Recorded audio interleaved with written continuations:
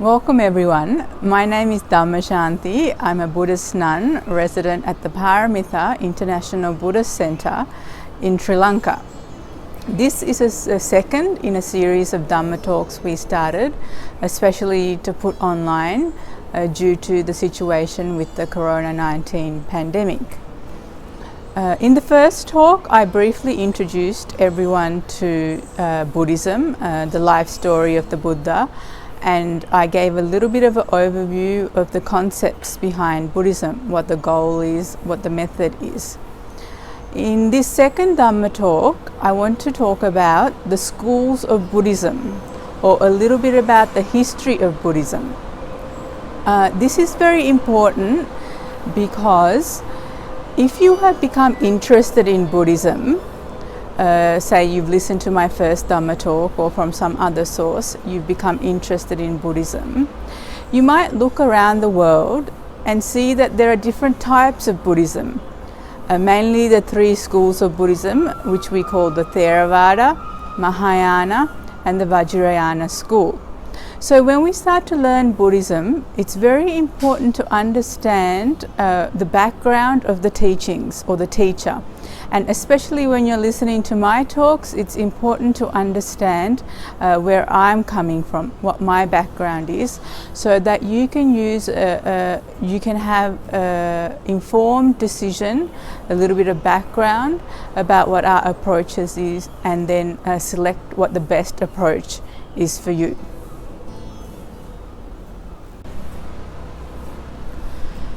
So to understand my own approach to Buddhism and the different schools of Buddhism that you find around the modern world, it's important to have at least a little bit of an idea about Buddhist history. Now, we spoke last time about the life of the Buddha, and we know that after teaching for 45 years, he passed away at the age of 80. And today we believe that the time of the Buddha was around 400 BC. We can't be 100% sure of that date. In fact, we can't be 100% sure of much of Buddhist history because it's so long ago and the sources are contradictory and not as reliable as we would like.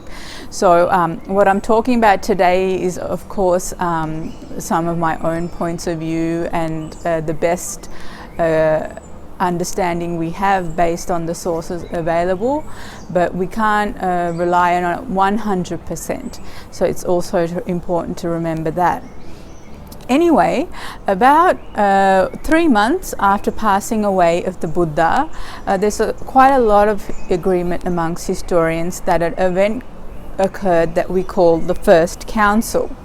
Now, in this First Council, 500 of the Buddha's most senior students, who were said to be all enlightened or awakened individuals, got together to determine, okay, this is what we're going to call the teachings of the Buddha. So the Buddha had traveled all over that northeastern part of India teaching, and a monk by the name of Venerable Ananda, who was his very close attendant, is said to have memorized many of the Buddha's teachings or discourses.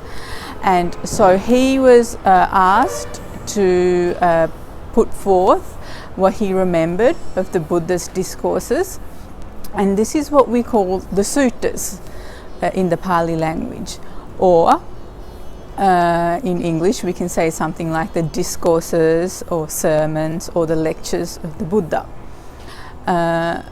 So this is one collection of the Buddha's teachings that was collated in this first council 3 months after the passing of the Buddha.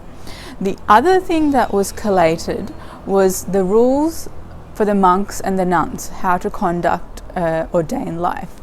And in the Pali language we call this the Vinaya. So this is the second collection that was collated at this first council about 3 months after the time of the Buddha. And this is what we call now the Sutta and the Vinaya, which is really the basis of much of the teachings of the Buddha that we still rely on 2,600 years later. So that was 3 months after the passing of the Buddha. And from there on in, Buddhist history and the progress of the teachings becomes much more complicated and fractious. Buddhism, like all the other religions, starts to have schisms or fragment into different schools of Buddhism. When people start to disagree about the interpretations of the teachings, what the teachings mean, and how to put it into practice. So this we can see across all the religions in the modern world today. In Islam, we had this split into different schools, the Sunni school and the Shia school. In Christianity, we had the split into the Catholic Church and the Protestant churches. So something like this starts to happen in the Buddhism also. It starts to first appear about 100 years after the time of the Buddha, when we have what we call the Second Council. In this Second Council, what happened was, or the reason for the council was, that the monks started to disagree about the rules that they needed to follow. Some people wanted to relax some of the rules, and the more older senior monks wanted to keep the rules as were taught by the Buddha. So there became a disagreement, but the fortunate thing is that we can agree, historians agree, that the Second Council was held, the two parties got together, they held a vote, and they were able to resolve the conflict without splitting into two different schools. The conflict was resolved in favour of those who wanted to keep the rules as they were, so from the rules as the Buddha had laid them down. Although the Buddha did also say that some rules could be changed to adapt to the times as the years went by, the decision and the council was to keep them as they were. And again, the monks and the nuns were unified, although that problem arose. So that's about 100 years after the time of the Buddha. Now, after this time, the problems start. Buddhism starts to fragment into different schools, not just based on disagreements on how the rules, the Vinaya rules, should be interpreted or followed, but also differences start to appear on about the interpretations of the Buddhist doctrine. People start to disagree about doctrines such as whether there's a self or whether there isn't a self, which is one of the key teachings of the Buddha. People start to disagree about the nature of existence as taught by the Buddha. So different teachers start to appear in different regions of India. And by the time of King Asoka, a very powerful emperor in India who became converted to Buddhism, historians can't be sure, but they estimate that between 15 to 20 schools of Buddhism had appeared. And so this was a very difficult situation, and what the emperor wanted to do was to hold the Third Council and to unify the different schools of Buddhism, to unify the doctrine, to unify the practice. And it was really with his overview or oversight that the Third Council of Buddhism was held in India, maybe around 250 to 300 years after the time of the Buddha. So when King Asoka held the Third Council, we're not sure why, but due to a set of circumstances, what we now call the...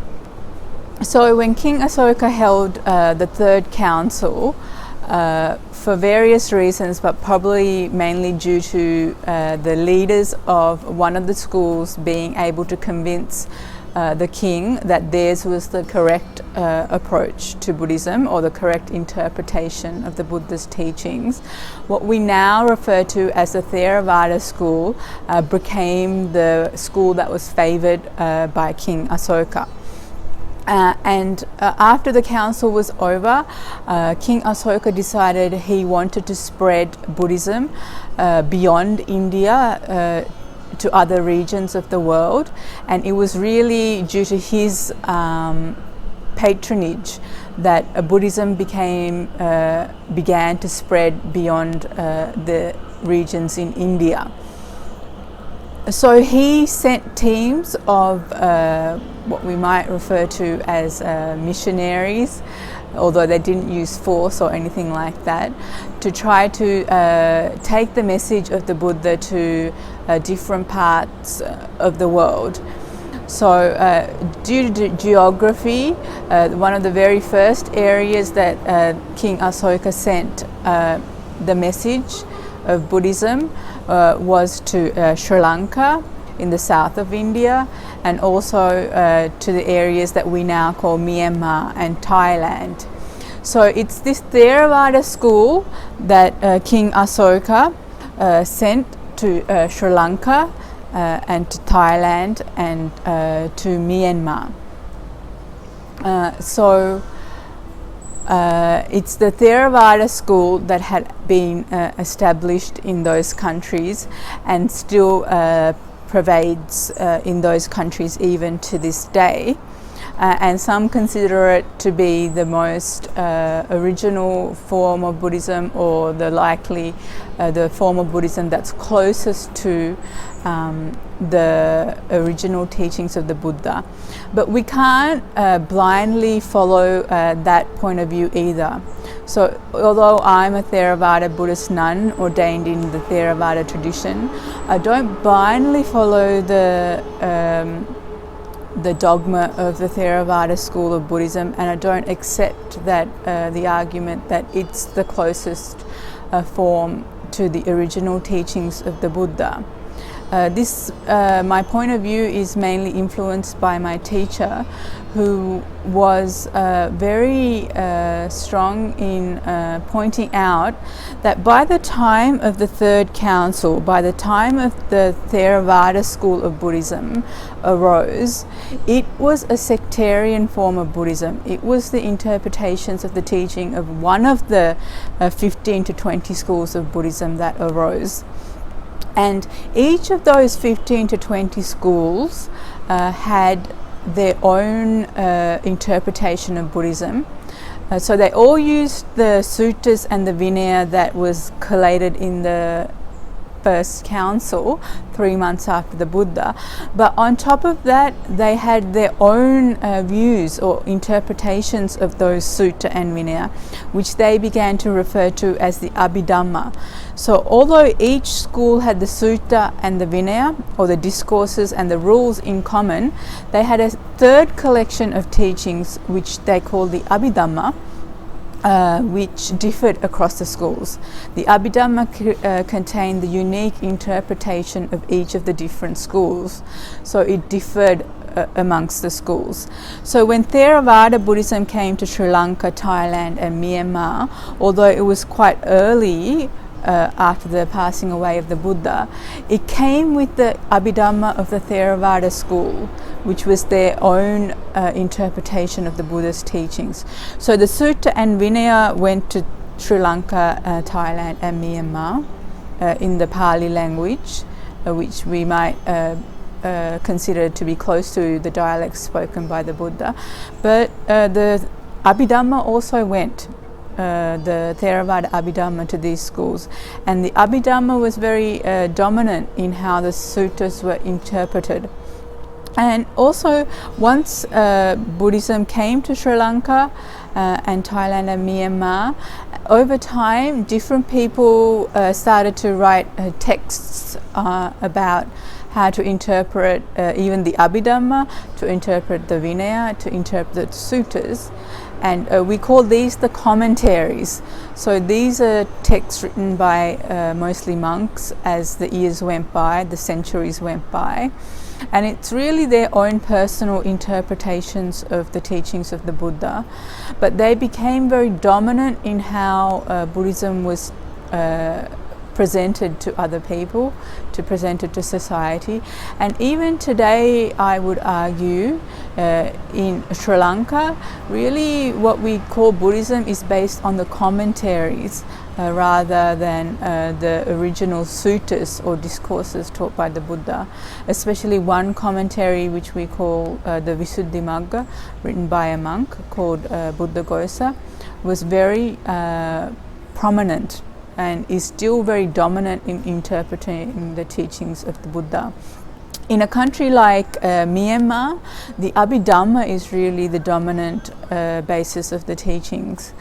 So again, not the early suttas that were taught by the Buddha, but the later teachings. So it's a little bit like an onion. We got the core, and over time layers and layers of interpretation are being overlaid on the original core teachings. So 500 years after the time of the Buddha, again Buddhism diverged into other schools evolved, even though King Asoka had tried to unify the schools. And by this time, what we call the Mahayana school and the Bodhisattva ideal become much more dominant, the dominant force in Indian Buddhism. And this is really the type of Buddhism that went across to China, and from China to Taiwan, to Korea and to Japan, where again changes happened in the interpretations of the teachings, and what we call Zen Buddhism arose. So that was about 500 years after the time of the Buddha. By the time we get to about 1,500 years after the time of the Buddha in India, again many changes have occurred in the condition of the Buddha's teachings and the Buddhist schools. And most importantly, what we call Tantric Buddhism had come up in India, which is really a mixture between Buddhism and the Hindu tantric ideas that were prevalent at the time. So Buddhism was not the only religion in India, even at the time of the Buddha, but at this time what we now call Hinduism had prominent ideas that they call Tantra, or tantric practices, and these became mixed, fused with the ideas in Buddhism, and what we call Tantric Buddhism arose. And it was really this Tantric Buddhism that went across to Tibet, so much later on, and this is what we now call Tibetan Buddhism or Vajrayana Buddhism. And also what happened in Tibet was when Buddhism went across to Tibet, there was already an indigenous religion in Tibet called Bon, and Buddhism mixed with Bon, and really what we see today as Tibetan Buddhism is this mixture between Tantric Buddhism and the indigenous religion of Bon that was already present in Tibet. So there's a different ways to look at the history of Buddhism. One is to see that over time the original teachings of the Buddha are getting corrupted or adulterated or changed as different interpretations and new texts are overlaid on the original teachings of the Buddha. So this is much more of a view we find prominently in the Theravada school of Buddhism. Another view that we find more in the Mahayana or the Vajrayana Tibetan schools of Buddhism is that over time Buddhism is becoming more evolved, more developed. So amongst Tibetan Buddhism, some teachers will say that theirs is the more evolved, the most developed, advanced form of Buddhism, whereas in Theravada, some teachers will say there is the most pure, original forms of Buddhism. So it's very important to understand, if you've become interested in Buddhism, before you spend lots of time and energy trying to understand the teachings of the Buddha, where your source of Buddhism is coming from, and to make your own informed, thought out, considered decisions about where you want to learn Buddhism, what sources. So I also want to give this talk because I want you to understand, if you go to listen to further of my talks, where I'm coming from. So because maybe my approach doesn't resonate with everyone. But it's important to understand where I'm coming from, so you know what my motivation and biases are. So I was very fortunate about 10 years ago to meet a teacher named Madhavela Punnaji, or Bhante Punnaji as he was known in the West. He was a Sri Lankan Buddhist monk. And although he was a Sri Lankan Buddhist monk ordained in the Theravada tradition, he didn't blindly accept the Theravada point of view. In fact, he didn't blindly accept any of the schools of modern Buddhism, not the Theravada, not the Mahayana, not the Vajrayana or the Tibetan Tantric Buddhist school. What he saw is that all these schools are later forms of Buddhism, and that we can only really try to understand the message and the teachings of the Buddha by trying to find the earliest forms of Buddhism. So what maybe was collated in the first council 3 months after the time of the Buddha. What he argued strongly is that these teachings are really found today in all the schools, because all the schools have the sutras in common that was collated in the first council, but they've been a little bit sidelined or overlaid by the later texts. So say if we take the Theravada school, what my teacher argued was that we should go back to the sutras rather than rely on the later texts of the Abhidhamma and the commentaries. So even in the Mahayana schools, they have the Agamas, which is the earliest layer of the Buddhist teachings, and which is parallel to the Theravada Pali Sutras. But they, even though that's present in their school of Buddhism, they rely on the later sutras and the later texts that belong to their own individual school. So my teacher liked to call this approach to the teachings of the Buddha proto-Buddhism. So proto meaning the prototype which all the later schools are based on.